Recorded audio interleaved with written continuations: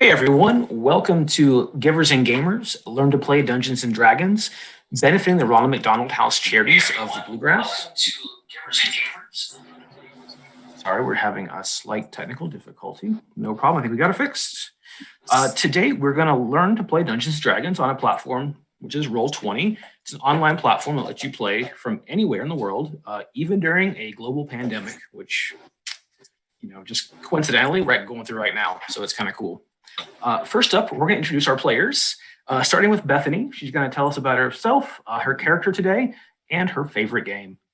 Hi, I'm Bethany. I'm 23, and today I'm going to be playing Sora Tiamanthalish, who's a Dragonborn bard. And my favorite game has probably got to be probably Pokemon Crystal.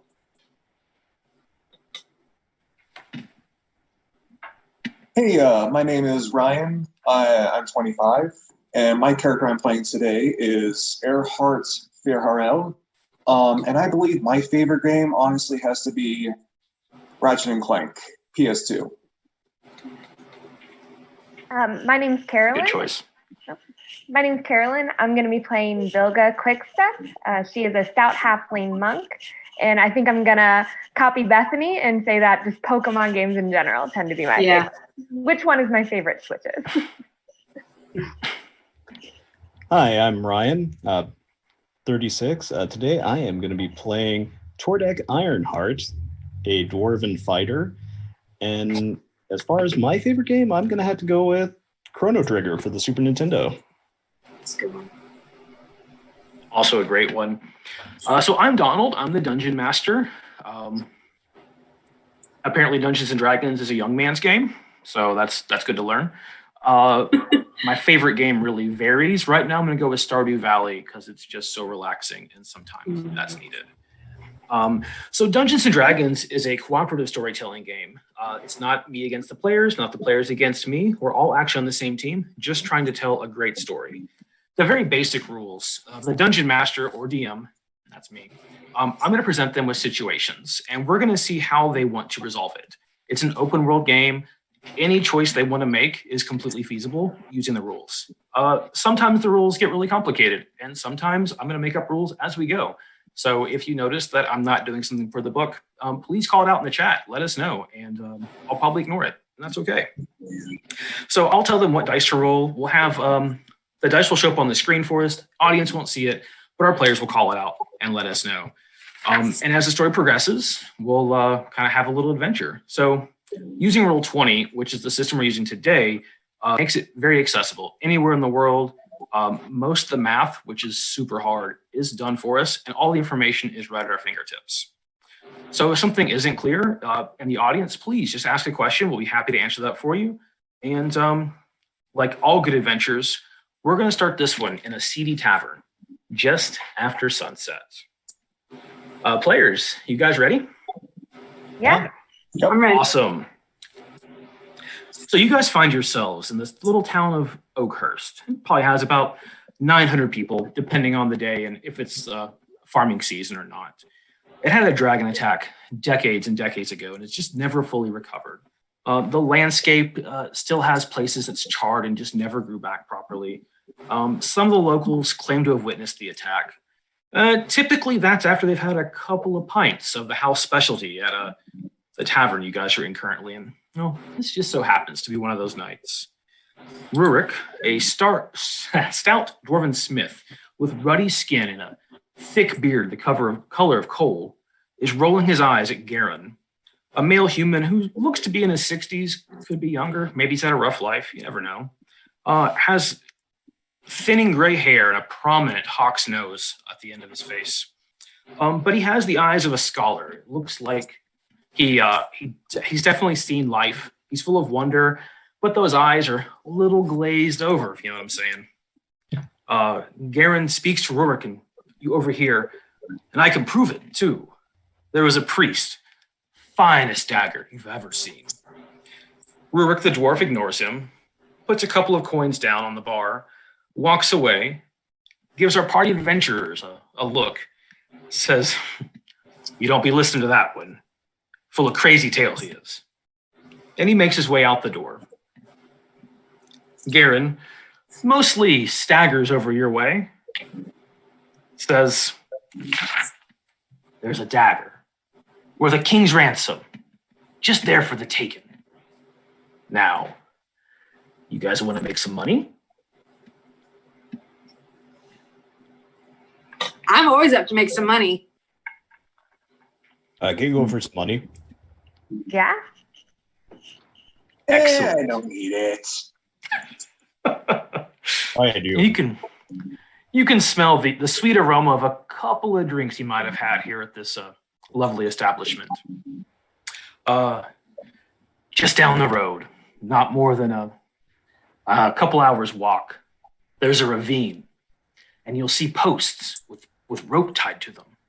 You make your way down to the bottom of that ravine. There's a huge sunken fortress, back from when this dragon attacked. Inside there is a fine dagger, just there for the taking, in a tomb from some dragon priest that was worshiping. Who knows? It doesn't matter, but it's there. And if you get it, you can have it, and you'll prove that I'm right. That's what I care about. Mansplaining things to adventurers.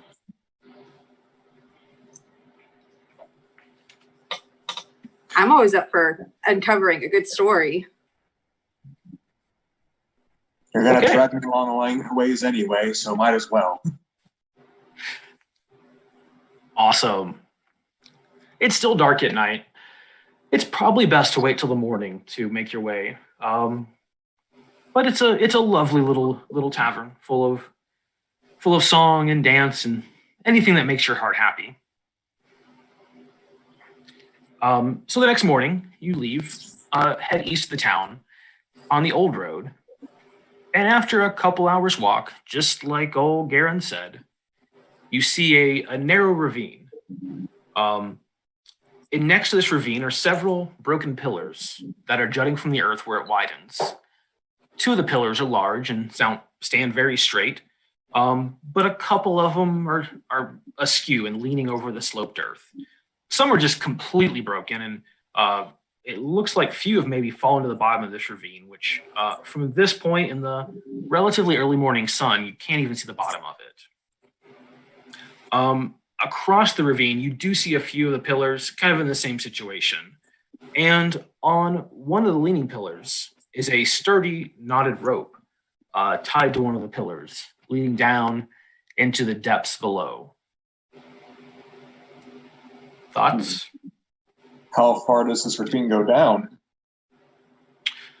From here, you can't get a great judgment, but when you look down, there's a little landing, maybe 50 feet or so, and the rope has a couple of feet extra that's cooled at the bottom, where it looks like even being a clumsy or unathletic person, you can probably make it down that rope without any problems. Now, getting up, it's a whole other story, but Hmm.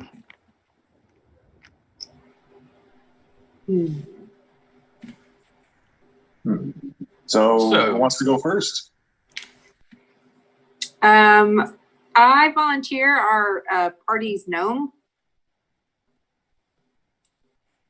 I think you guys have a halfling and a dwarf. Oh, There is no mercy here today. well, regardless, I believe our lightest party member should go first. Guessing that is probably me as the halfling. Very likely it is you. Okay, Let's give it a go. down the rope you go. Revealing,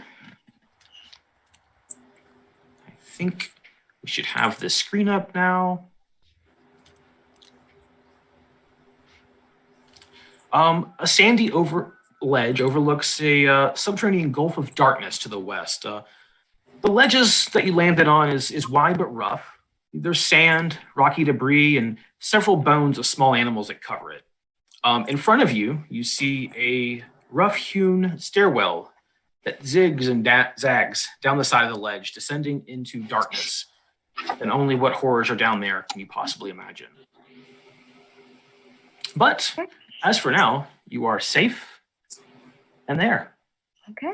It seems okay down here. There's some stairs going down. So do you all want to come down? If she says so. All right, Yeah. Earhart Only open down up the for road. me. And our party bravely descends. And as soon as you guys get settled, you hear a squeak, squeak, squeak, squeak. And out of a pile of bones bursts 2 hungry giant rats who seem to think of you guys as their next meal. So one of a GM's or DM's favorite sayings in D&D, roll for initiative. Oh no. So those of you that have never played D&D before, initiative is what we do to determine who goes in what order for combat or other situations. So today with our players, we are all set. We'll go with an excellent roll of 19. The giant rats are a little bit better, going at 20. So the first giant rat. Oh, Ryan, just want to pass along that you got a donation that says "Good luck, friend." Ryan E. I mean, You're both good friends, though, so I'm sure you both deserve it. This first giant rat, man, he loves dwarf, and he is going to try to take a big old bite out of this dwarf that just came down. It's like his lucky day. All right, so he rolls a 19 total. So basically, in Dungeons and Dragons, players have an armor class, which is how hard they are to hit. It's a combination of how tough their armor is, metal or leather or something along those lines, and how hard they are to dodge. So a character like Tordek, who is wearing metal armor, basically just stands there and counts on a giant rat not being able to penetrate his armor. Where a character like Bilga is going to rely on diving and dodging and ducking out of the way. But that 19 does hit Tordek for 5 piercing damage. Ouch. Right? The second giant rat has never actually tasted Dragonborn before and really wants to know what that tastes like. Rolls a 17 against your armor class. Dang it. Right? And that is also for 5 piercing damage. So our players all have hit points assigned to them, and if their hit points reach 0, they become unconscious, with potentially being removed from the combat forever and ever. But there's only 2 giant rats. They get 1 attack each, and that is the end of their turn. So next up are our brave heroes. Bilga, what would you like to do? I want to attack. They've hit my friends. I'm not here for that. And I want to attack them with my staff. So we'll need you to move up first, just to Okay. get within the 5 feet range. Okay. So you can click and just drag your icon into that open square. Perfect. Look at that. All right. So let's go ahead and attack this giant rat.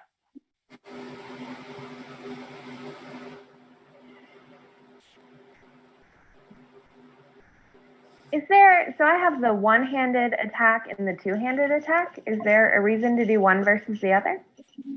A 2-handed attack would, you'd have the staff with both hands, and you're going to do a little bit more damage, have a slightly better chance at hitting. At this point at level 1, if you don't have a weapon in your other hand, you probably want to hit 2-handed.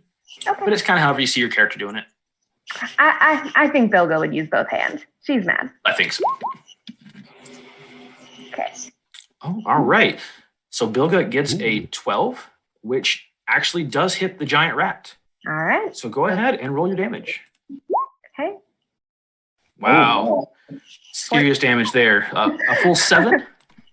That giant rat, she just pulls that staff back, smack right in the head, knocking that rat right out. Bonk. Right in the head. Thank you. Awesome job. Okay, Bilga. And so usually you get to move and do an action your turn. Some characters get bonus actions. That's usually a higher level thing, and we're starting out at level 1. So Bilga, that's going to end your turn. Okay. Earhart, you are up next. No, this is just an insight. 1 second. I'll go ahead and move down here next to the other side of the fire pit and shoot an Eldritch Blast at the one rat remaining. Sounds awesome. I rolled everything added together is a 20. Awesome. Well, a 20 definitely hits this giant rat. Go ahead and roll some damage. I rolled 8 force damage. All right. So his force just tears the rat apart, sending it shriveling back into its hole, never to bother you guys again. Congratulations, D&D newbies. You've had your first encounter and passed it with flying colors. I want to give Erhard a high five because that was awesome. You just blasted a rat to death. I raised my hand up ready for the high five. Nice. Okay, so at this point, some of our heroes have lost some health, and they might want to try to gain it back. That's going to be up to you guys. What you can do is take a short rest. Per the rule book, that's usually like sitting around a campfire doing mostly nothing for an hour or so. Usually we'll just say it's like 20 minutes because we're not going to actually wait 20 minutes because that would be really boring. So do you guys want to go ahead and rest right now? The two of you that have taken damage. Or you can press on. I think I'm okay. What about Tordek? I think I'm good. Okay. Zora, how are you looking? Yeah, you guys are looking good. Tell you what, since these are newbies, and I think players need a little extra help today, if we can get a $20 donation in the next 3 minutes, we will go ahead and not make them rest, but they will be healed to full. And we can keep that going throughout the episode just to make sure that this is the easiest game for them going so far, because we want everyone to enjoy D&D and not get destroyed by giant rats. We also want that for you in real life, but can't control one of them. If I see another rat. You'll know. Oh, yeah. They won't know what's coming for them. All right.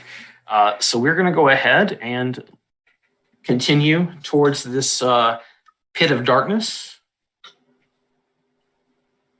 So as you guys make your ways down the stairs, there's landings every couple of feet. The first one at 20, and then it goes to 40, and then it goes to 60. You just continue to descend deeper and deeper into the earth in this ravine. And as you're descending, you notice a fortress that seems to just emerge from the darkness. It's a subterranean citadel. Super impressive. One of the most beautiful things you've ever seen. And you begin to wonder, how did it sink into the earth like this? Or was it built here? It seems like it's been forgotten for just an untold amount of time. The lightless windows are cracked. There's beautiful details carved into the stonework of dragons and knights. The towers are leaning and just doesn't look like it's been repaired in quite a while. But what really strikes you is the quiet. You can hear a cold breeze coming from below, and you have it brings up a scent of dust and just the faintest hint of rot from coming in this fortress. Okay, and we're gonna switch maps here and have you guys enter this sunless citadel. It's going to take just a second. One of the disadvantages of Roll20 is sometimes there are huge maps and the players don't necessarily go to the right spot automatically. But one of the things we can do as a DM is kind of control that. Okay, can the four of you all see on the map currently? No. Yep. Okay. I can cannot. see black. No problem. Just give me 1 second. So part of it is it's super dark down here. Because we're at the bottom of a deep crevice. So we're gonna have someone light a torch. Can you see your own tokens currently? Yes. No. Gotcha. Hmm. No matter how many times we prepare for it, I do have a candle. always seems to do that. Well, I think through the generosity of all of our donors so far that have gotten us so close to the goal already for this wonderful event, somebody's going to have a torch. No problem at all there. So let us give some torches out, and we should light this room right up. Bilga, can you now see a little better? Yes, I can. That is so much better. The amazing aspects of fire and what it does. Thank you all. Sight vision. Okay. Earhart, are you still going blind? No, I can see now. Awesome. I think our good dwarf could see the whole time. That I can. Let's go ahead and toss an extra torch on Sora, just because I feel like Dragonborns really love fire too. Because, I mean, not necessarily. Technically, I'm a copper dragon, which is not fire related. Well, that is a good point, but honestly, I can't give you a stick of acid. You'll make it. I guess I work. could. But. I will take a stick of acid. Take a smoldering stick that is dissolving right in your hand. Perfect. All right. So you guys come to some narrow stairs into a small I courtyard. still can't see. Oh, thank you. Gave you a torch and everything.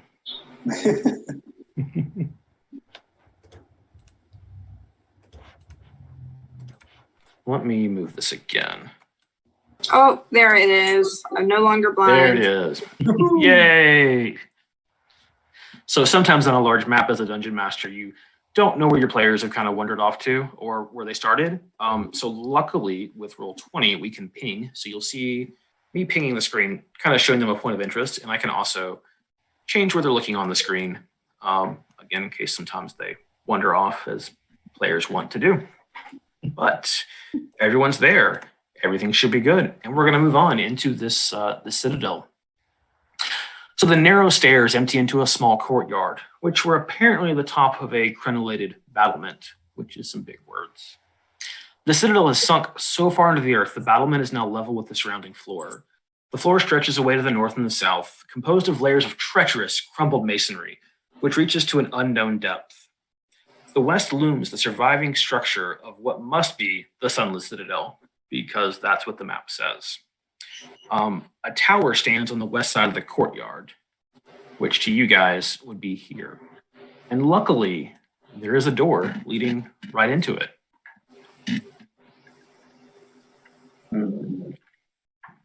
What do you guys want to do? I think someone should check that door for traps just in case. These old places never usually have anything good about them. I agree. I recommend anyone else investigate that though, because I don't think I have the greatest investigation skill. Oh, let me look. Investigation. Mine's not the greatest, but I can still roll and take a look. Yeah, by all means. Okay, so I rolled a 9. Or 9 total. It's a nice door.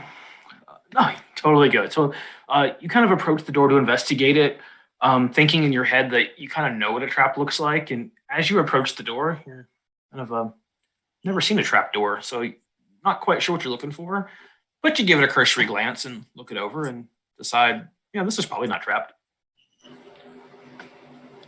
Hey guys, it's probably not a trap. I don't think trapdoors really look like this. I mean, you sound really confident, so. I mean, I think we should open the door then. I have read many stories of trapdoors, and this doesn't look like any of the trapdoors described to me. All right. Opening the door. You guys ready? Yes. Door is open. Oh. Oh no. Oh no. Well, the good news is the door's not trapped. Bad news is the roof. So inside this the shell of a tower, it's a circular area cobbled with cracked granite, with sprawled bodies of 4 goblins who goblins look they were probably killed in combat. One of the corpses has his back against the western wall with a spear still inside of it. There's 3 doors leading from the area, and there just so happens to be 3 skeletons who are kind of notice you as you open the door, clitter and clack, and look like they're ready to rumble. So once again, let's roll for initiative. Oh. I really hope I do better this time. Oh. Oh, dang it. Oh my. All right, so far with initiative, we've got Tordik at 16, Earhart at 20, Sora at 10. The skeletons are also at 10. And Bilga is at 5. Yeah. Think didn't use the macro at the top, but that's no problem. We can get Yeah, you I in. don't see that anymore on mine. Are you clicking on your token? No. It's probably unrelated. There it is. Got it. All good. That's the beauty of learning. Let me get 1 second to add a turn for you. Set you at 5.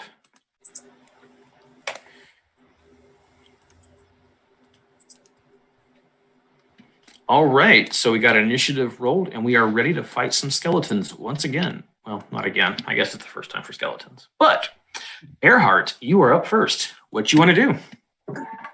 I have never seen a skeleton before in my life actually walk around, so I'm going to cast Mage Hand right next to the door and shut it closed real fast. All right. Give me 1 second to get the door back.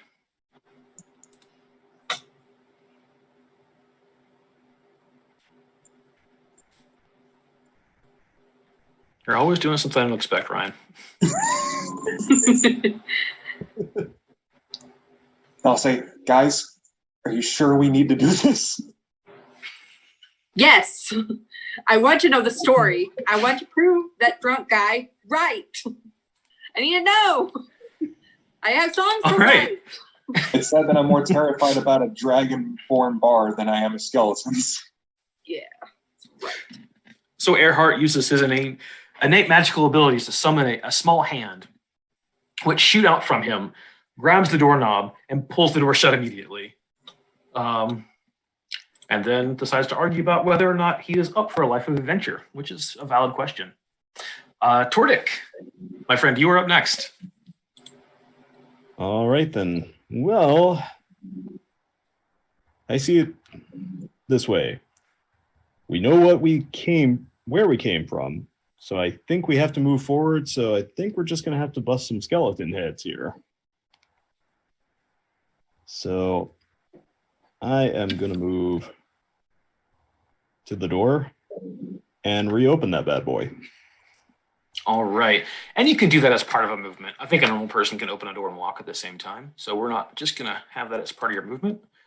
I just have to go back and delete it again. And once again, the door is open.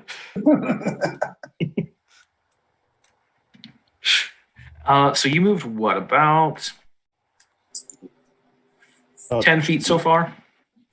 Okay. So you can move another 5 feet if you want to, or you can hang out there. Completely up to you. I will hang out here for now. All right. Do you have a range attack you want to use, like a crossbow or anything else? Let me check the old character sheet here.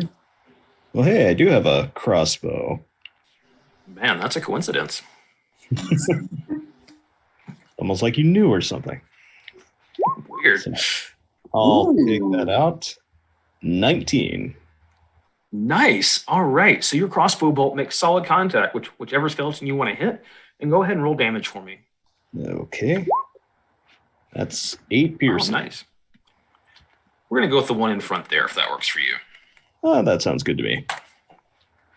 So you feel like it's a super solid hit, but just the nature of skeletons, because there's a lack of flesh and really not a place for a bolt like that to make solid contact, it more or less bounces off the skeleton bones. It definitely still hurts it, but it basically doesn't seem to affect as much as you thought. So for viewers that haven't ever played D&D or watched before, so a skeleton is resistant to a certain type of damage. And that's usually how we would say you only did half damage. So it really just took 4. And sometimes whatever weapon you use against an enemy actually makes the difference. But Tordek, anything else you want to do? Nope. That it. I'm good here. All right. Well, that skeleton that you hit with a bolt still isn't happy about it by any means. And he is going to wander on up to you. And he's going to hit you with his short sword. But he's still a little stunned and wasn't realizing that he was going to be barged in on today and then have the door shut, like a weird game of Ding Dong Ditch or something, and is just distracted and completely misses you. The 2 skeletons behind him are maybe a little more composed and draw out short bows, and they see you as the real threat here, and both are going to try to shoot you with a short bow. Ooh. Oh. So the first one gets a 21, which just makes it past your armor for 3 piercing damage. Ooh. And the second one apparently doesn't know how to use a bow properly and just shoots the wall next to you. Not even sure what he's aiming for, but he's trying, guys. He's really trying. So good for him. Otherwise, that ends the skeleton's turns. And audience, as you guys can probably see, Tordek is hurting a little bit. So these guys might need a little help. Maybe a blessing from our wonderful viewers to get him a little health back. Let's see if we can get that going for him. All right. Sora, you are up next. Okay, so I am I able to just push Tordek out of the way? So he's blocking the door. Right? So he is completely blocking the door. So you can be next to him. You can be in this square or this square and still hit that initial skeleton. You could move through him, but it would be difficult terrain, so it'd count as 10 feet instead of 5 feet. Because for our viewers, everyone has a certain speed, and every grid that you can see on the map, it represents 5 feet. That way it makes it really easy on us. But you can't move through an opponent like that. Right. So let's get a little background music, shall we?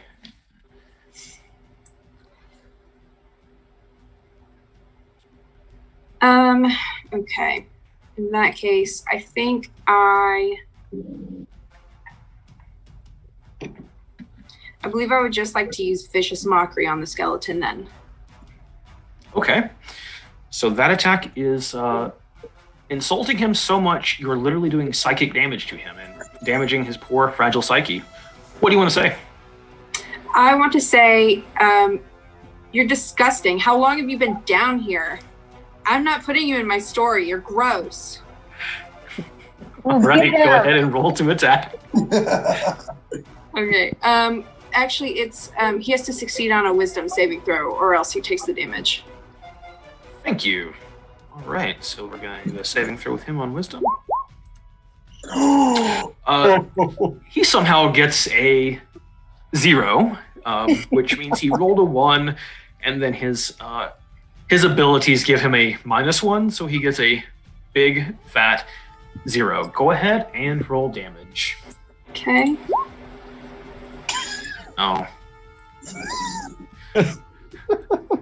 So you see pain in his eyes because you really hurt his feelings. And it's also, you hurt him so bad, you physically hurt him from it. He takes the 1 damage. And I believe from here on out, his next attack is at disadvantage, which is an amazing ability for you to have. So we're going to give him a little snail. And so that little snail is, the next time he makes an attack, he has disadvantage, which means he rolls 2 die, and he takes the lower of the 2 rolls. And with his rolling, that's going to be somehow even more negative. So that's awesome. All right, Sora, anything else? I'm just going to move right here. Gotcha. Okay. Bilga, you're up next. Okay.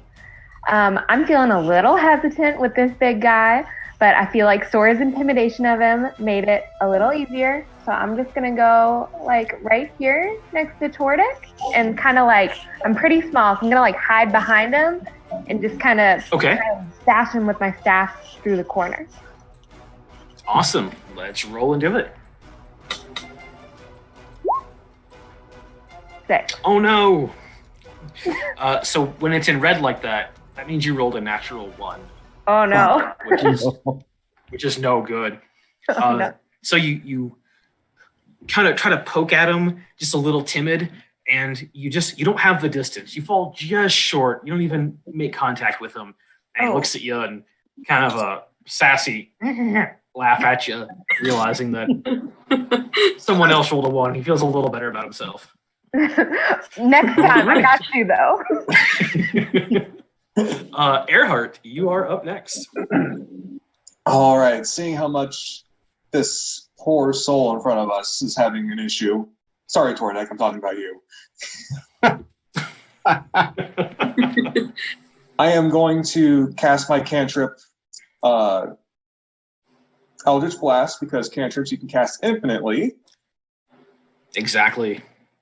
So I'll go ahead and hit that unlucky skeleton in front of him. And I roll a 22. Awesome. A 22 will definitely hit him. Go ahead and roll your damage.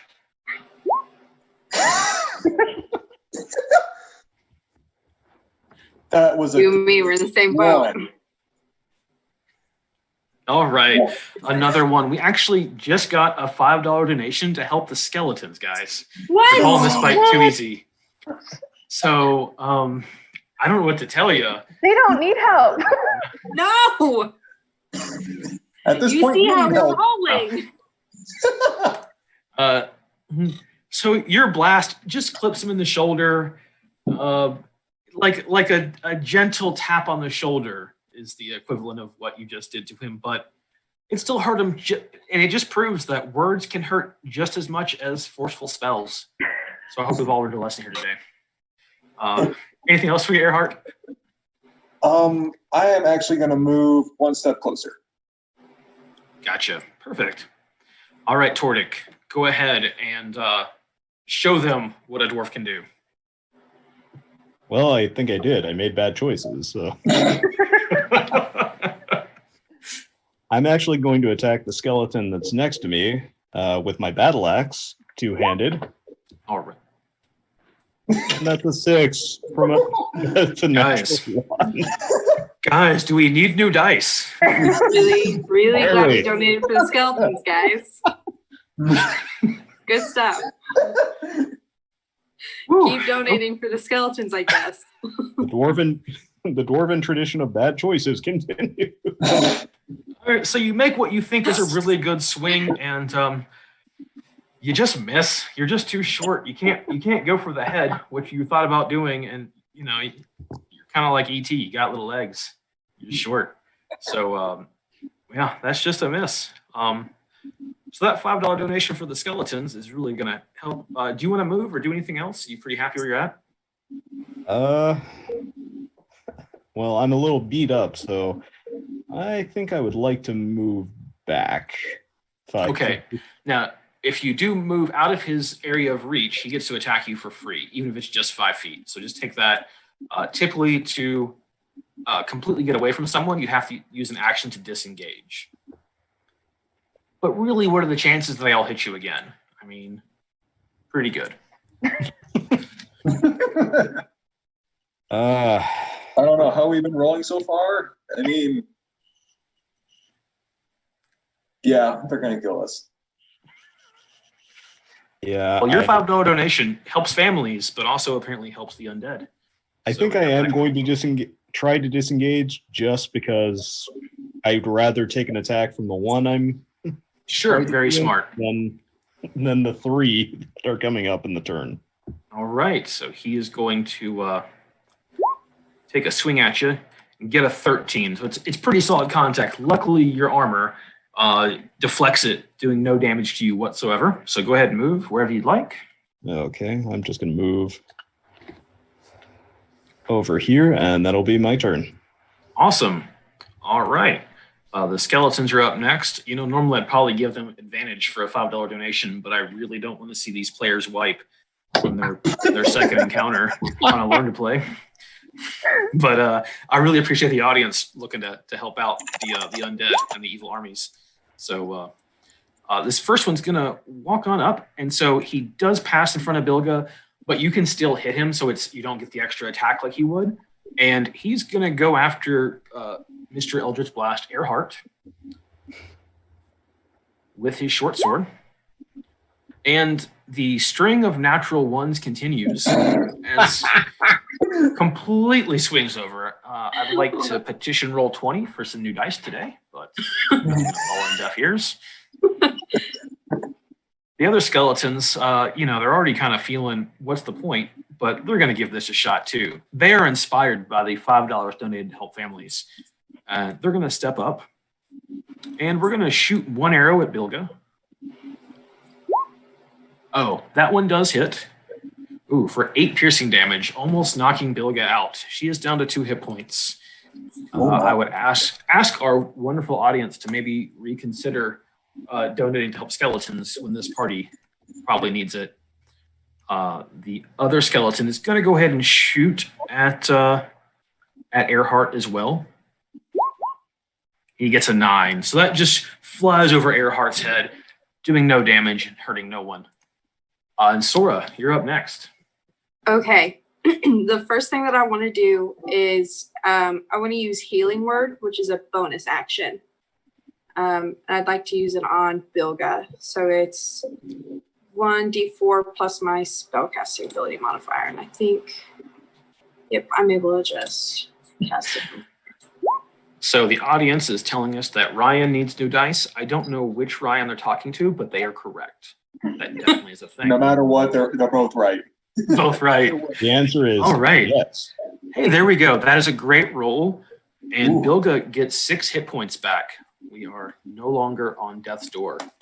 Sora, you're a lovely soul. Thank you. Okay, so that was your bonus action, Sora. What do you want to do next? Right. The next thing I'd like to do is I would like to, I'm going to move up to the skeleton. I'd like to attack with my rapier. Cool. So the situation we're in now is we have characters on both sides of it. So when characters do that, you have an opponent flanked, which is super smart strategically. And now you have advantage on this next roll whenever you attack. So go ahead and roll this attack with advantage. Okay. Ooh, so you guys can't see at home, but she rolled a 15 and an 18. In that case, we take the higher roll, and she has an 18, which is definitely going to hit the skeleton.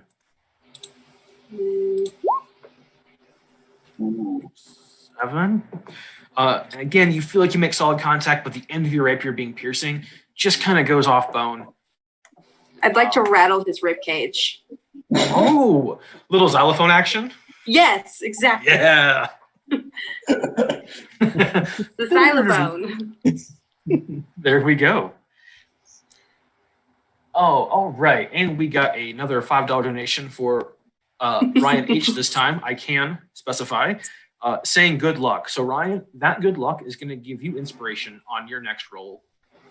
So you will roll your next roll with advantage. All right. Bilga, you're up next. Hey.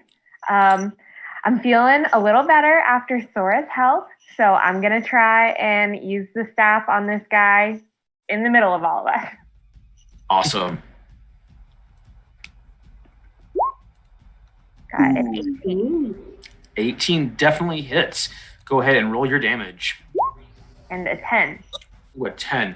So this being not piercing damage smashes against the skeleton, and you just send it into little shards of bone and pieces of really wonderful things as it is no longer a skeleton in front of you. You guys have taken one down.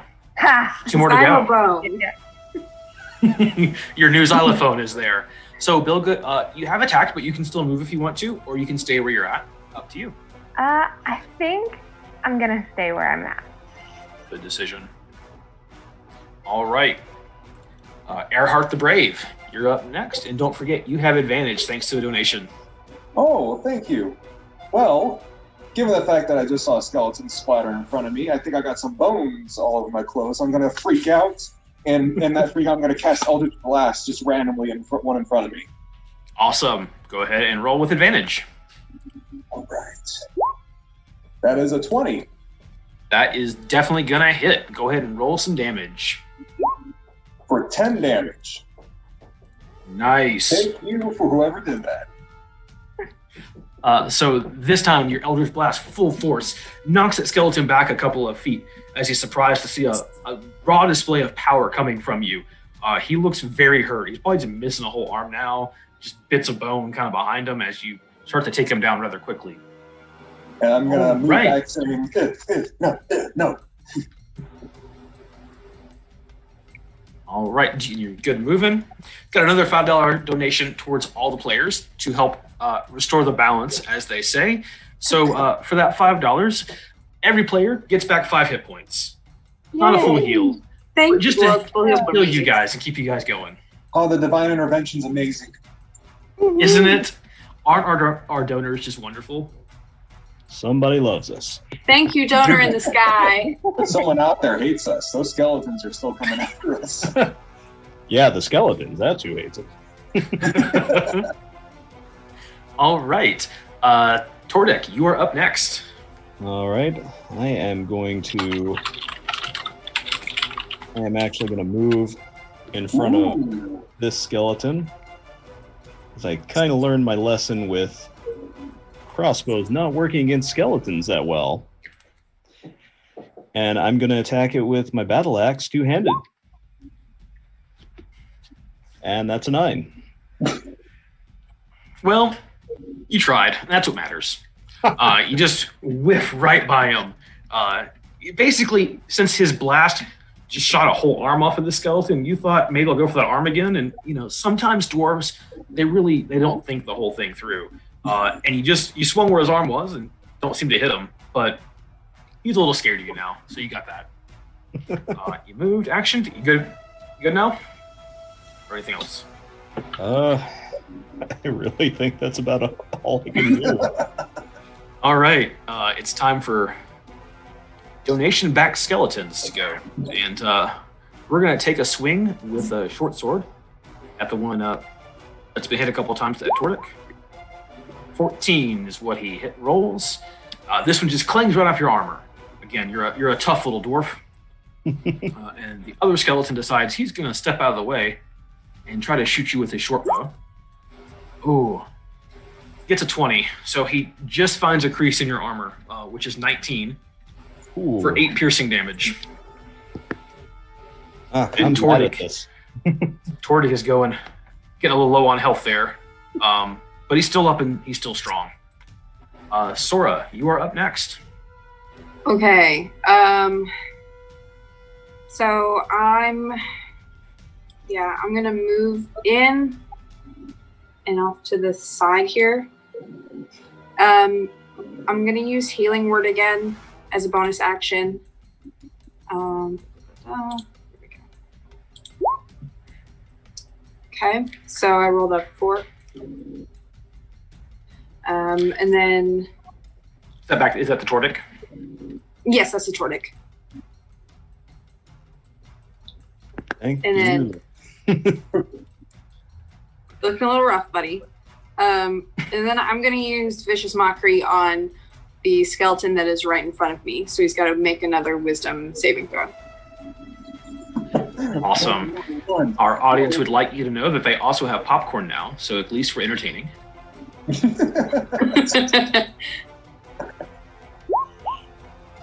He gets a 13 on his saving throw. That's my DC. The spell save DC that he had to make was 13. Okay, so he ties it. This time, your words don't seem to cut quite as deep and does not hurt him. All right, and then Bilga, you are up next. Hey. All right, we got another $20 donation to Ryan H again. So Ryan, $20. We're going to give you advantage twice. So you have 2 advantage rolls coming up. Someone really likes you. Thank you very much. This is a great cause. This is a great cause here. Okay. I guess I'm gonna move into the room a little bit. So so I just moved 2.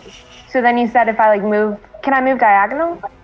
You can move diagonal. It costs the same, so it's still 5 feet. Okay. So yeah, that would be, you're gonna move to the spot from the skeleton. Yep, so that's just 10 feet. Okay. So then I'm gonna attack this guy with my staff. You hitting the one that's already been hurt, or the one that's, so this one's been hurt, and this one has not. I'll hit the one that's been hurt. Good decision. So I got a 19. That hits. Go ahead and roll your damage. 9. Ooh, 9 damage. Another skeleton falls to your amazing prowess, as again, his bones shatter and fling throughout the room. All right. Oh, And look wow. at you guys tearing through this now. Okay, Earhart, you are up next. All right. I guess I feel pretty lonely at this point. I'll go ahead and move forward. 20. And I instantly freak out to set up another zombie, thinking my friends have killed them all, and I'll shoot another Eldritch Blast out of reaction. And guys, keep those donations coming. We have just now hit $3,900. We are only $1,100 away from our goal. Thank you all so much for donating. This is an amazing cause. Hey. Woohoo! All right, so this is an advantage, right? Because of the lucky backer? In fact, it is, yes. So I rolled a 13. Yeah, 13 hits that skeleton. Oh, So thank your donors for that one. thank you. 7 damage. 7 damage. Not quite as great as your first hit, but definitely you see him start to fall apart and crumble. He's still standing and ready to fight, but he's definitely hurt. All right, Tordik, you are up next. All right, I'm going to move up 5 feet here. And I'm going to attack the one remaining skeleton two-handed battle axe style again. All right. And that's a 9. Okay, lucky donors, you see what you guys can do. The tide you turn in battle. Let's go ahead and get some donations. Our audience is cheering you guys on. Come on. But we're going to have that 9 there. And Tordik, man, just need some new dice, buddy. We're going to go with the skeletons next. For only $5, you too can help dwarves stop lifting their hits. That's all it takes. And the money goes to an amazing cause you guys have seen on Jackbox. And we're going to talk about them a little bit more. But for now, it's skeleton turn. So, boo. Nobody wants to see that. The lone skeleton. just mindless. He is going to not pick on Tordik anymore. But, man, that bard keeps healing him. And he's going to take a swing at the bard. Ooh. I want to see him Gets a- try. Oh, it gets a 14. Just gets Okay. past your armor Ooh. for 7 damage. Okay, he has tried. And he's done it. And succeeded.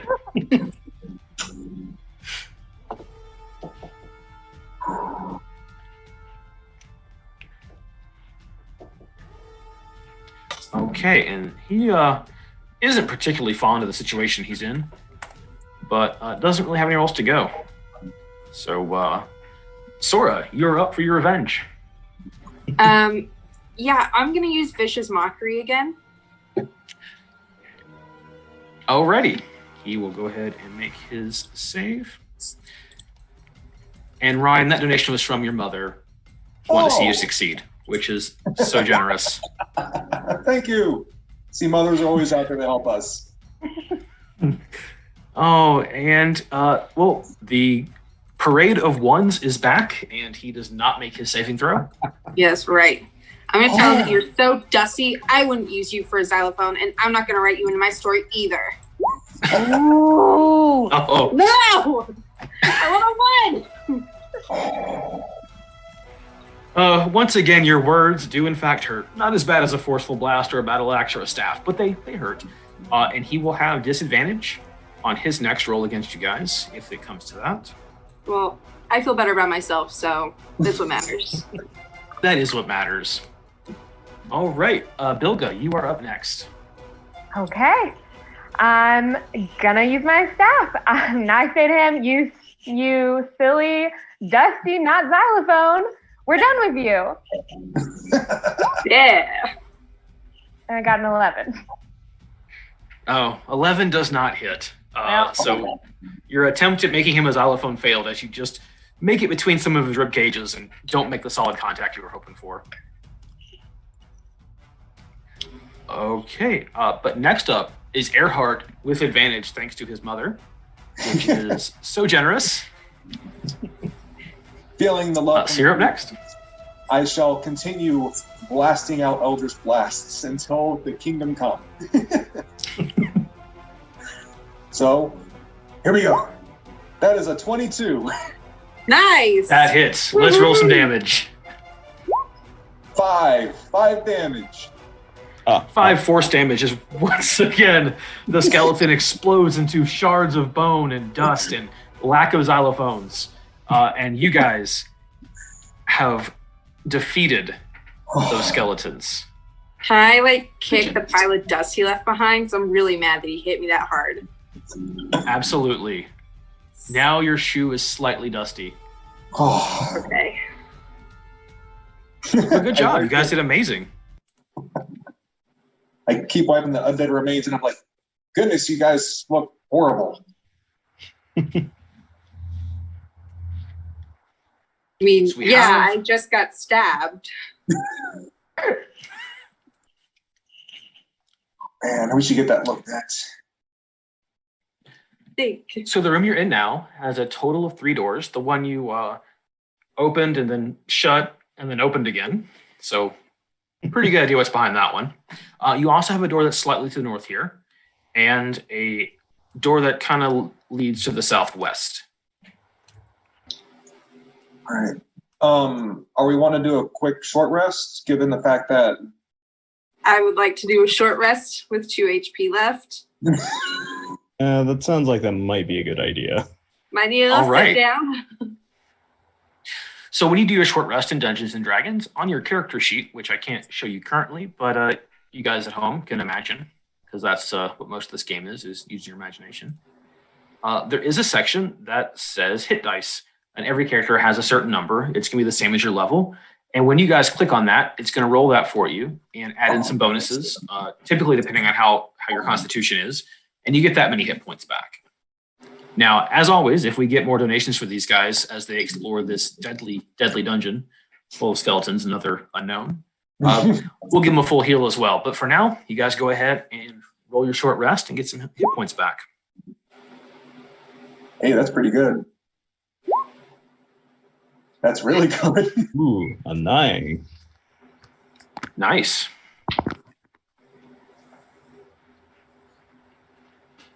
Do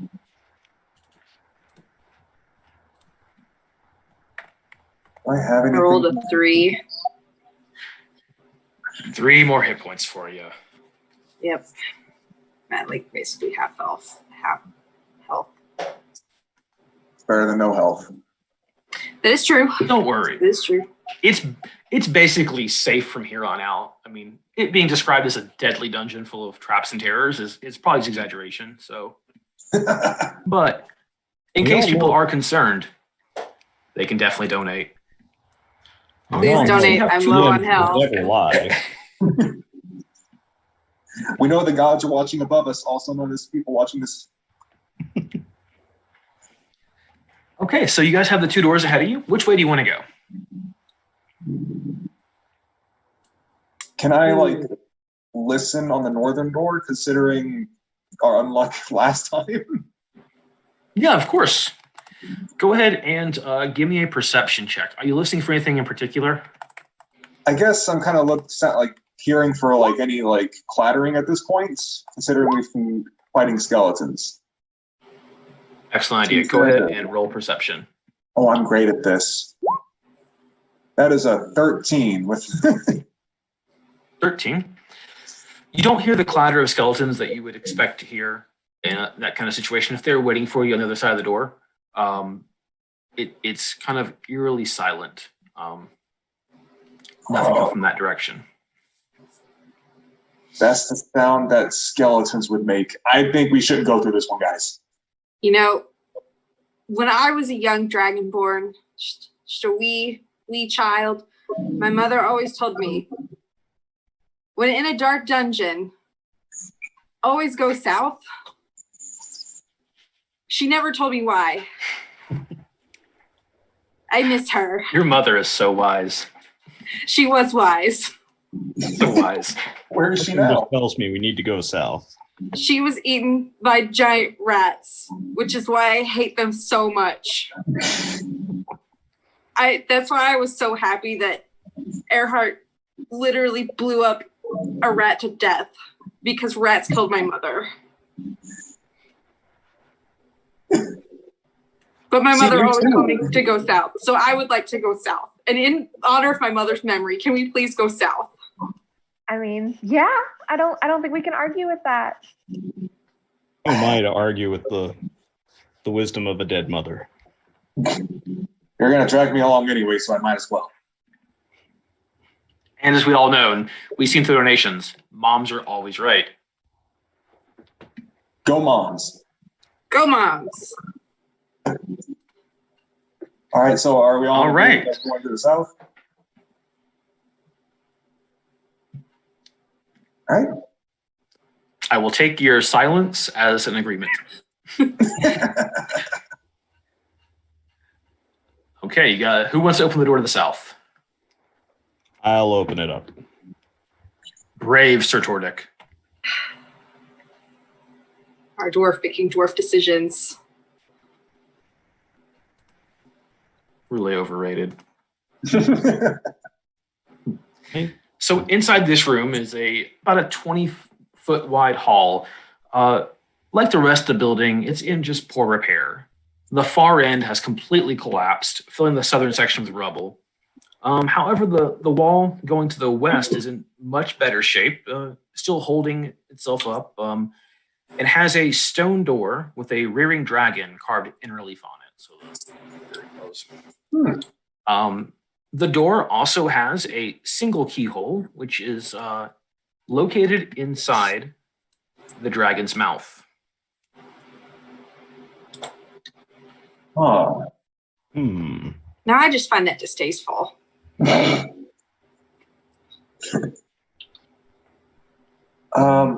Is there anything else in this room that could be of worth? I'm seeing a lot of rubble, if I'm not mistaken. Yeah, almost exclusively rubble. That whole southern section's collapsed. But go ahead and roll an investigation for me there, Earhart. I rolled a 13. Nice. So just looking at the care and the obvious time put into making this door, you have a strong suspicion that something of great value might be behind it. So while this room itself appears to be mostly useless, the door itself looks interesting. I'll go ahead and relay that to the rest of the group.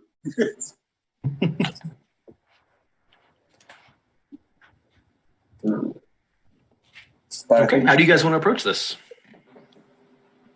So, is the door locked? You want to give it a shot? Try open it? Yeah, I want to try and open it. Okay. So you kind of mess with the handle, and the door is locked. Dang it. Joy. Well, I used to be a pickpocket in a past life. I don't do that anymore. Is there any way I could try and use some of those skills to open it, to pick the lock? There actually is. That is a great question. So luckily, with your previous life of being a pickpocket, you picked up a thing or two on how to use lock picks and the like. So if you look on your character sheet, on the left-hand side, below where it says passive wisdom perception, it says thieves tools. Mm-hmm. If you click on that, it's going to have a prompt come up for you asking for an ability. Go ahead and use dexterity as you try to go through and pick this lock. Okay. Oh no! Ooh. Ooh. Yeah, it was pretty good. So So Bilga rolled a natural 20, got a 25 total as she confidently walks up to this lock, pulls out her thieves' tools, begins to fiddle with the intricacies of the lock, and realizing that perhaps this lock was maybe a bit too tough for her, but never count out a halfling. And she hears the wondrous click as the lock is disengaged, and the door automatically slides open, revealing the next room. I just have to, open the door for you guys. Well done. Sweet. Amazing. You guys, like a team. All right, I guess we should start going in. Yes. So as the door opens, you hear a hissing noise and a puff of dust coming from around the corner. It indicates to you this next room has been sealed for ages. No one's been able to pick that lock probably as long as this citadel has been covered. So you're kind of getting into unexplored territory. The dust, which has been undisturbed for countless years, covers every surface of this large room, and the air is just stale and has that stench to it of, illness. There's 3 alcoves along the north wall, one on the south wall. Each of those alcove has a dust-covered stone pedestal with a crystalline globe about the size of your fist. Well, a normal fist, not a halfling fist, but I digress. And the ones in the north are all cracked and dark, but the globe in the south casts a soft blue light off of it, and you hear some faint tinkling noises coming from it. Let's see. So let me know how you guys want to approach it. Across the room on the far side is another door. This one not as intricate as the one you guys just came through. I think we got a puzzle on our hands, guys.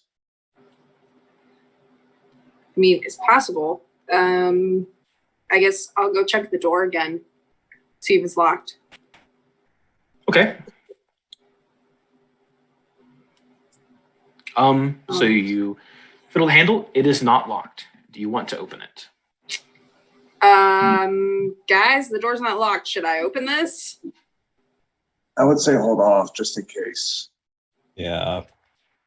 Okay. Yeah, I'm gonna wait. Sure.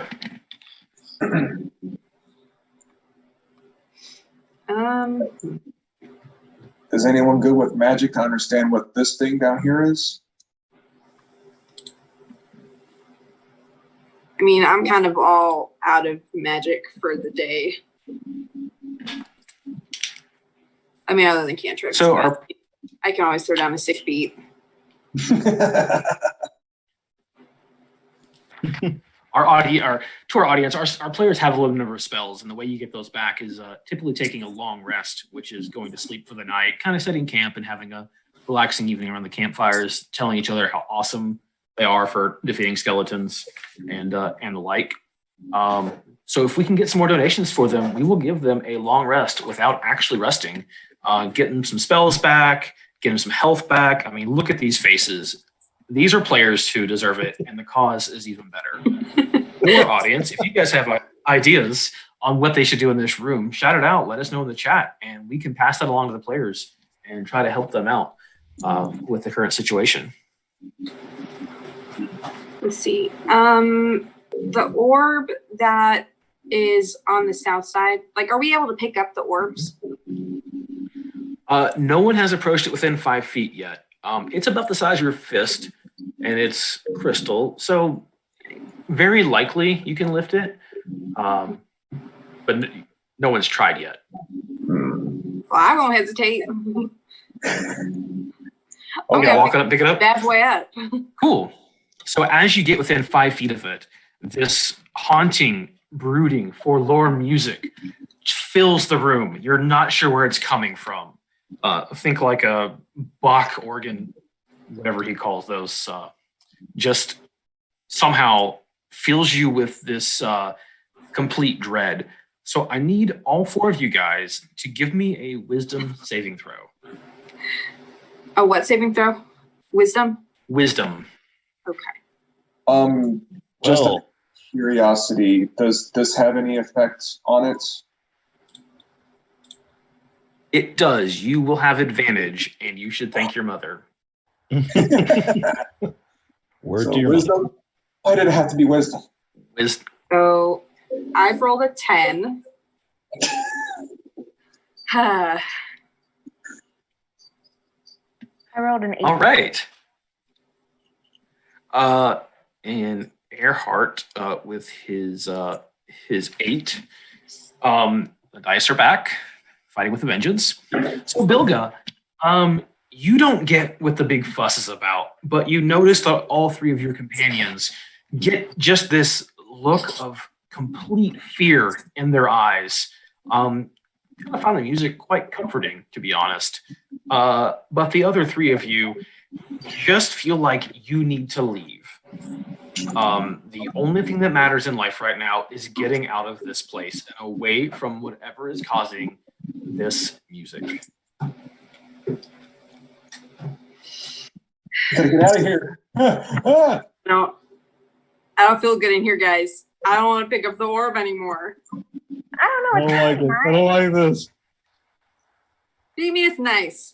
I'm a scholar in music. I play music. I know what nice music is. This is not nice music. No, you just don't get it. You don't get it. Okay. I have recently had out my thieves tools, and I'm feeling a little bit of that past in me. And so I think I'm feeling like going up and grabbing it. Okay. Go ahead. We'll just move you on up there. So you have no problem picking it up and holding it in your hand.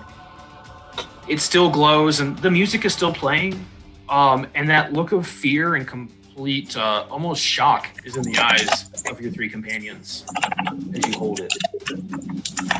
All right, and you guys got a $20 donation. So we're gonna give you all of your spells back, all of your health Yay. back, because of our incredibly generous donors. Thank you. Thank you for replenishing my cantrips. Okay. So Bilga, you have this crystalline orb in your hand, still glowing, still playing this music. How do you want to handle it? I guess, can I try and investigate it in some way? Of course. So it's kind of magic. So you're going to use Arcana Okay. to kind of investigate what it might be. And with that donation, I'm also going to go ahead and give you guys advantage on all of your next rolls. So this one just remains a mystery to you, even with your spells. So the Arcana skill is to determine what magic is and what's magic and what's mundane. So having that ability is usually very helpful, and that's what you'd use to kind of look at a magic item and maybe figure out what's happening. But at this point, you're not really sure anything about it. You're pretty confident it's magic, though. I'm pretty confident this is magic, guys. Yeah, I don't care. I don't like it. I don't like it here. First the skeletons and now this, I can barely handle it. I mean, at this point, I'm going to start walking towards the door. All right, Earhart starts to leave as it just becomes overwhelming for him as the music continues to permeate from the orb, just filling the entire room. Okay. And Earhart, as you make it out into the next room, the music is One still throat there. or something. Even though I really like this music, I see how it's starting to distress my friends. So I'm gonna try and hit it with my quarterstaff. Okay. Like set it on the ground and kind of golf swing it? Yeah, I'm gonna Or the- ball swing it right into the wall. All right, let's do it. Go ahead and roll an attack with your quarterstaff. And apparently the audience is calling me a bribable DM. And to be honest, for this charity, I absolutely am. I firmly believe in it. It's an amazing staff on an amazing mission, and I couldn't be happier to be part of this. All right, Bilgo, how was your attack roll? I got a 24. And Nice. then a 6. All right, so you're looking like Tiger Woods in his prime. Quarterstaff goes back and smash. Not only do you make solid contact with the crystal, you put a little crack in it thin, it shoots across the room into a wall, almost exploding again into crystalline dust as the music slowly fades away and the glow from the crystal is completely gone. Ugh. Who dare challenge Ironheart? God, that was rough. Okay. So I feel much better. I almost don't want to look at the other orbs. Let me tell you, we looked at the one and that was scary. So who is to say that the rest of them are not going to make me feel like that?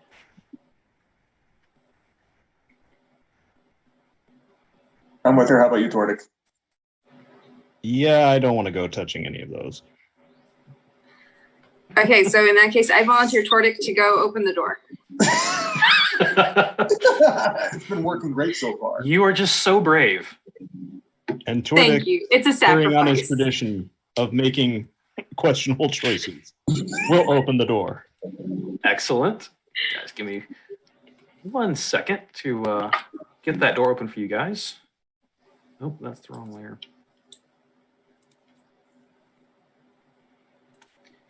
I feel like we've had some really exciting rooms so far. Like lots of fun descriptions, lots of cool mechanics happening in these rooms. And this one is no exception. The air in this room is stale. It's about a 20-foot long corridor, which leads to another closed stone door. Congratulations on finding a hallway. Can I investigate real quick for traps just in case? Because this kind of seems sketchy. We just had a Of trap back course. here. Go ahead and roll investigate. I rolled well, I would get advantage technically, so 8. Got your advantage. You're 8. You don't recognize any traps in this room. I think we're good guys. Do you think? I don't know. I feel like I've read plenty of stories about traps in hallways. I would like to look around as well. Okay. Let's see. Is it investigation or perception? I've been doing investigation because you're really looking instead of just glancing. So there's 2 different skills. There's a perception and investigation. Perception to me is how well you just 20. see. Oh, a 20. So you spend a couple minutes looking at the floor, looking at the cracks in the wall, looking for maybe hidden arrow slits or pressure plates or strings that shouldn't be there. And after a couple minutes of searching, you feel pretty confident this room is just a corridor. Okay. Okay. I think we're good. See, I told you. Okay. Who's the expert here? I mean, if you want an honest assessment, I'm going to go with no one. Open another door. Look at Say that. that. But I'm the story expert. This is definitely Tordek the Brave. Do it. I kick the door open. Yeah. Going Yeah. forceful. So this room opens up a bit more. And dust is just completely in this room, like a layer of dirty gray snow. That's the best description. Ugh. The northern end of the room is rounded. In the chamber stands a 10-foot tall sculpture of a coiled dragon. It's carved from white marble with thick and intricate red veins. Let's go ahead and show you guys a handout, shall we? And else.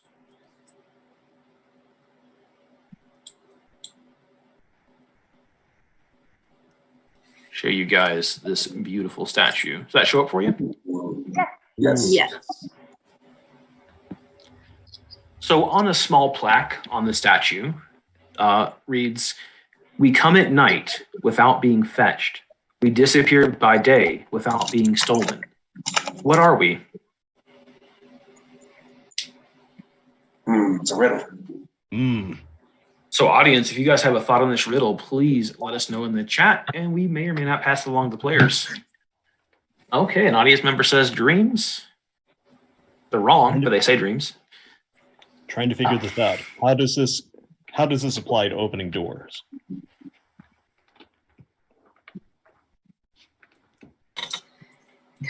I got it. Stars. And That as might the be word it. as the word stars escapes your lips, another panel slides open, revealing just can't quite get this little. The suspense is killing me. I know, it's killing me too. There we go. Filled with Antissa. Ooh. So whereas once a solid wall reveals an opening into yet another room. All right. I'll just go ahead and enter. We've had good luck so far. And audience, you guys were completely right. It is in fact stars, as Ryan has shown us. So once again, the theme of this part of the dungeon is dust. Dust cloaks the contents of this 20-foot wide hall. There are 6 alcoves lining the walls, 3 to the north, 3 to the south. Each alcove, except the one in the southwest, holds a humanoid figure carved of, again, that red-veined white marble that you just saw in the dragon statue.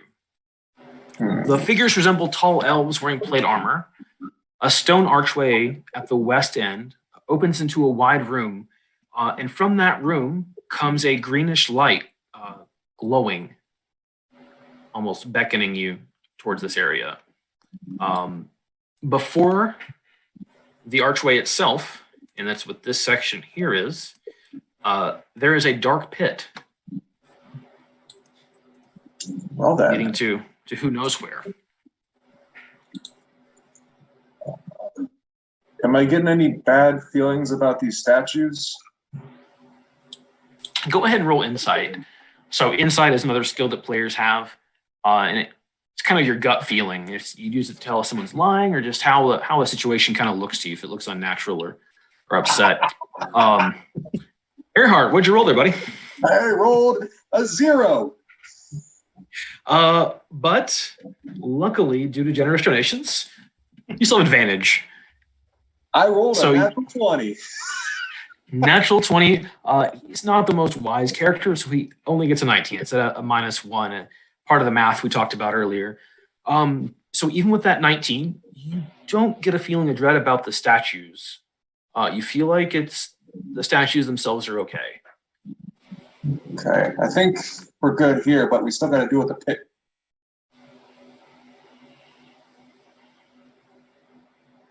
I'd actually like to investigate one of the statues, say maybe this one up in the northeast. Sure. Go ahead and give me an investigation. 18. So it's finely carved.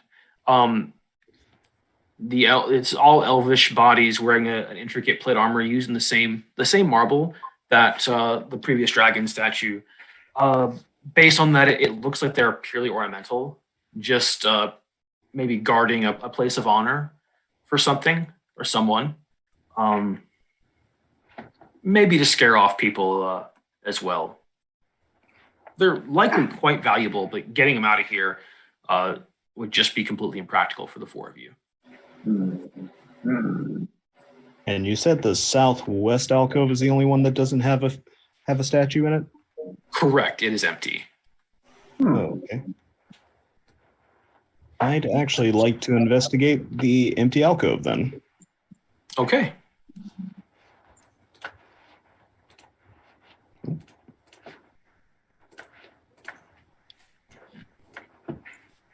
And that one's a 6. All right. So with your 6, nothing seems like maybe they didn't get the statue finished in time, or you can't think of a reasonable explanation why this one would be empty. But it is.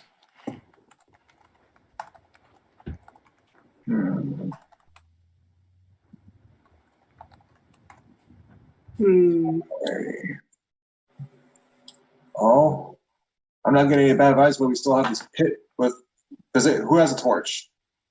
I do. You have a torch on a couple of you guys. Yeah. Can we see? So anything? as you approach it, you can. The pit is about 10 feet wide, 10 feet deep, and as with any good pit in a dungeon, it's full of spikes at the bottom of it. So falling in would not be good for you at all. However, the walls of the pit are rough, not worked super well. So if you wanted to try to climb it, you could likely get a good handhold and be able to maybe shimmy your way across if that was of interest to you. Or I'm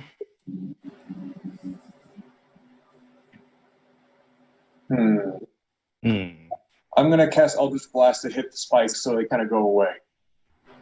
okay. So you cast it. Go ahead and roll for me, just to make sure that the dice do not fight against you as they've been doing all night. It's a And you 16. get about a 5-foot section that the spikes bend and break out of the way, and seems like maybe if you climb down, you could very likely, if you're careful and slow, you could avoid them. That's one way. Hmm. And again, you're never sure if it's going to close on you.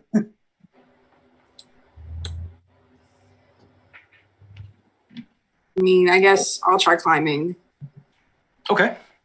And audience, if you guys have any ideas for how they can get across this spike pit, shout them out in the chat, and we will gladly pass them along to our players. Otherwise, Oh. should I make a skill check? Yeah, go ahead and give me athletics. That's kind of your general catch-all for doing long jumps and climbing, and you already said you're going to climb. So because of the rough nature of the walls, and you have some good handholds, I'm going to go and give you advantage on these checks. So go ahead and let's do athletics. Nice. All right, I rolled a 17. Awesome. So your amazing bardic abilities, you're able to kind of shimmy along and make it to the other side. Yeah. It's a pretty easy 10-foot climb or 10 foot across for you. So no real issues. And I'm going to go ahead and let the rest of your party figure this out, and then we'll describe the next room. The rest of you guys, how do you want to get across? I think I'm going to try the climbing as well. So athletics, you said? Athletics with advantage. 22. Thank goodness for advantage. Yeah. And again, even with your heavy armor, you're able to get a good solid grip, and with your stout dwarven frame, able to make it across this deadly pit of spikes, leaving 2 of our players with ways to get across. I'll go ahead and climb it too. Alrighty, go ahead and roll athletics, and again with advantage. 13. Even a 13. Not super difficult to make your way across. And Tordic, ever the gentleman, moves out of your way to give you a nice place to land on the other side. And you've made it across the pit, leaving Earhart. I'm going to jump. Okay. So athletics is kind of a catch-all skill, and gonna get a running jump and get going? Yeah, I'll get about 10 feet. Oh. All right. Go ahead and give me athletics again with advantage. 13. And your audience is saying jump. All right. Big run, big run, big run. Jump to the last possible second, and it feels like you're just gonna fall short. And Sora, seeing this, reaches her hand out, grabs you, pulls you in as you all made it across this super challenging and difficult pit. Doom. Good job, guys. Harder than a So- skeleton.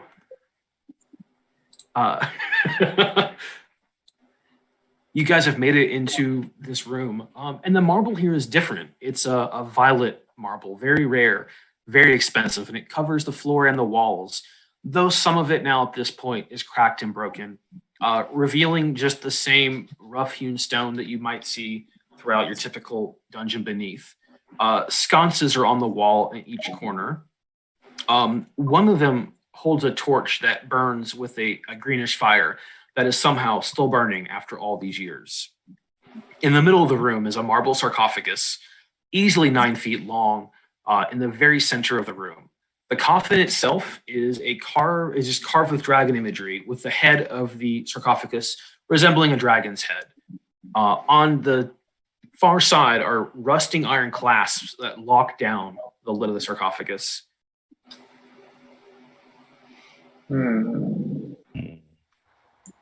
You know what they say, treasure's always locked. I want to look at the sconce with the light. Okay. I guess I We'll want say to it's in do. this corner here. Oh, okay. Uh, So I guess I just want to like determine the magic behind it. Sure. Go ahead and make an Arcana check again, like we did before. Okay. Again, that's just to determine like what the magic of it is. I got a 10. So even with a 10, you've seen this before and you're kind of familiar with it. It's an ever-burning flame, a flame that just doesn't get extinguished through magical means. And they chose green because it seems to go really well with purple, I guess. Sometimes the fashion and design choices in dungeons are questionable. I'm going to very loudly go, I see an ever burning flame. To make myself seem really smart. Oh. All right. So you guys have figured out the mystery of the torch and now have a sarcophagus in the middle of a room. How would you like to handle it? Do we see any physical locks? There are some latches on it. 2 of them have completely rusted to the point where they're useless, and the other 2 are kind of rusted, but they're still hanging on and still keeping the lid on tightly. Who wants to hit something? Ooh, me. You see these 2 little latches here? They're still kind of good. Mind whapping them? What else do I have a battle axe for? Go ahead and make an attack roll there. Ooh. 24. Oh, nice. You apparently inanimate objects are your greatest enemy, and you reach back and one clean chop just completely severs that latch from the sarcophagus, leaving one on there. How do you want to handle the next one? Well, I think this calls for more of the same, so another 24. Man, these latches don't stand a chance against you. As once again, clean severed, and you begin to hear the lid itself seemingly pushing up to this noise. Inside, oh no, guys. Oh no. Inside the coffin is a troll, dressed in rotted finery. Its jewelry and rings adorned with tiny silver dragons still sparkling. And the creature's body is shrunken and elongated and flesh rubbery, putrid green. Its hair is black, long and thick, ropey. Its beady black eyes flash open and snarls at you. The smell is somewhere between a swamp and a sewage line that's been opened in the middle of the city. But this troll is definitely not here to play nice. So we haven't done this in a little while, but let's roll initiative. Earhart did it. Oh.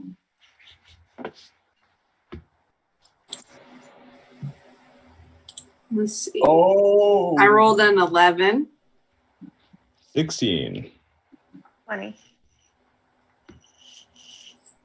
That is definitely where am I? 20. You guys had some of the best rolls you had all night with this initiative. And yet this I've troll not rolls a rolled. 21. Well, I had the So- best rolls I've rolled all day against locks. Let's be honest about that. You can at least I say think a couple of us on this chat have some issues with locks sometimes. Let's you know that. Oh no, acid beam that I didn't mean to shoot. Cool. All right. So this troll pops out, makes eye contact with Tordik, and uses its sharp claws to attempt to hurt him. So here comes its first claw attack. Ooh, gets a 23 for 9 slashing damage. And this is definitely going to be the toughest fight for our adventurers today. So any help you guys want to give through donations would be super helpful, as Tordik was pretty hurt by that single attack from the troll.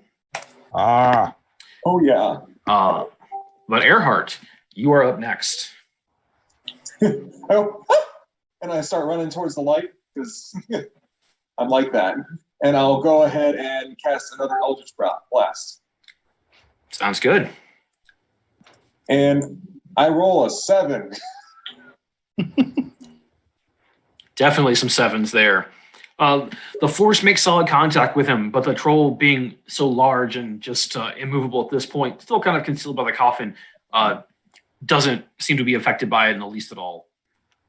Darn. All right. Bilga, you're up next. I'm gonna go up and hit it with my staff.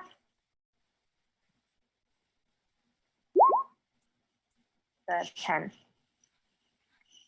And this one, you hit it, and it's just like hitting a tree trunk. It's just totally solid, and maybe the flesh gives a little bit, but there's no sign of it hurting whatsoever. All right. And Tordik, you're up next. all right. I am going to attack it with my battle axe, two-handed. 13. 13 does not quite hit, man. If somebody would give you all advantage, though, based on these rolls, you'd have some solid hits happening right now. Not that we know anybody that would do that, but it's always out there. Okay. Tordik, you want to move, or are you happy where you're at? I'm gonna stay put, but I do have a bonus action I wanna use, All right. which is second wind. Ooh. Smart.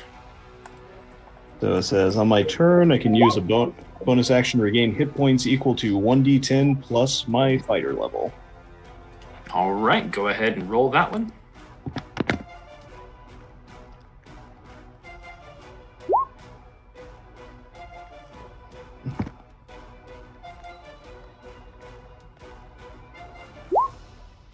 Hey. Nice. N. All right. 10 hit points back to you. And that's gonna finish on my turn. All right. Sora, you're up next. All right, I'm gonna pull up my rapier and I'm gonna try and stab the troll. All righty. Just And I gonna move got you on a up next 20 to to it. hit.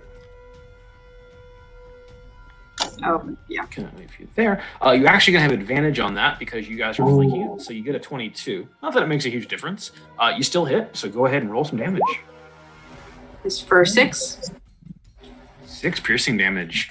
You feel that rapier sink into this gooey, rubbery, gross troll flesh, and it seems to hurt him pretty good as he turns and gives you a kind of a snarl and a snarl and a something else that I'm making up words for now. Cool. Narf. Anything else? No. All right. The troll, awake from its slumber, decided it didn't like being hit by this bard and is going to try to bite you, because nothing like a good troll bite to get somebody's day. Ooh. Ooh. Ooh. Gets a 19, but you take 5 piercing damage as you feel his disgusting troll mouth wrap around your arm as he takes a big old bite, maybe a little flesh with it too, but not too much. Ooh. And Earhart, you're up next. Oh man, this is not looking good. Question: if I move Yes. here, do I technically get advantage with range attacks since I'm across with Bilga? Typically you would not, but Okay. because I'm feeling generous today and our donors have been absolutely amazing, we'll go and give it to you because this is all for learning and for fun and to entertain and to help out some wonderful families. All right, then I'm going to go ahead and cast my first level spell, Witch Bolt. Awesome.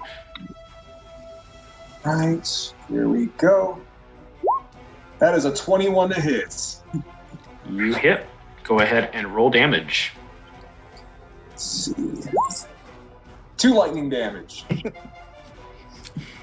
All right, that lightning courses over his body and starts to cook his disgusting skin. And the smell, you didn't think it could get worse, but somehow it got worse. Now it's like cooked swamp and sewage line. So that's a amazing discovery you've made.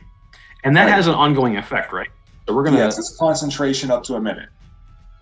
Cool. So you got 10 rounds. Every round is about 6 seconds, just kind of for reference. And we have that little marker on the troll just to remind us of that. All right. Bilga, you're up next. Gonna hit it with my staff again. Good plan. 18. That hits. Go ahead and roll damage. 10. Ooh. Nice. This time your contact feels solid and you kind of feel his knee buckle as you hit him and he starts to stagger and the troll is definitely looking hurt now. You guys are finally putting a dent into him. Tordik, you are up next. Going after it with my battle axe again, two-handed. 24. So apparently I'm thinking it's a lock.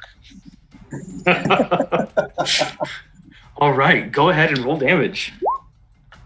Hey. Flashing. There's a tortoise. Nice. Love. All right. And as you take that slash right in the head, and there's no doubt that you have taken this former priest, dragon priest, out as it slumps through the sarcophagus, defeated. Good job, guys. Wow. Oh. Tordik just went downhill and then straight back up running.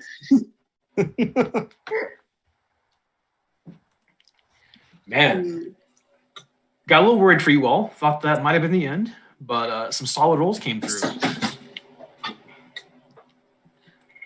So inside the sarcophagus, you see a dagger that appears to be ornate with large rubies and other exotic gemstones, not only on the handle, but some even put into the blade itself, making it probably completely useless to attempt to use in combat or even cutting butter might have some issues, but it's very ornate and very pretty. You also find silver rings, an amulet, a significant amount of silver and gold that was being kept along with this troll, along with some scrolls that upon opening, you realize all have different magic spells on them. All told, quite the haul for first level adventurers, and maybe that crazy old drunk wasn't so crazy after all. Exactly. We proved him right. And I got a story. And this, kids, is why you always should listen to the old drunk guy in the bar. Please don't. Don't. Don't listen to Well, him. guys, I think that's a great place to wrap up this adventure, as you have proven the gentleman in the town correct and have made it through part of this citadel.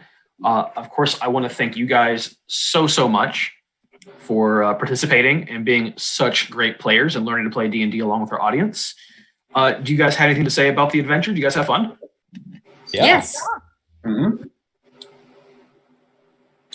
Awesome. Well, once again, thank you guys so much.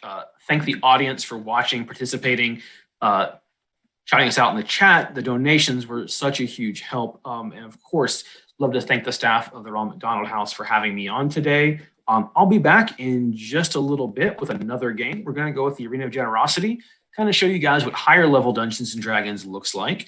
And we will be going back here shortly. So once again, thank everyone and thank you guys so much. Bye. Bye. Bye.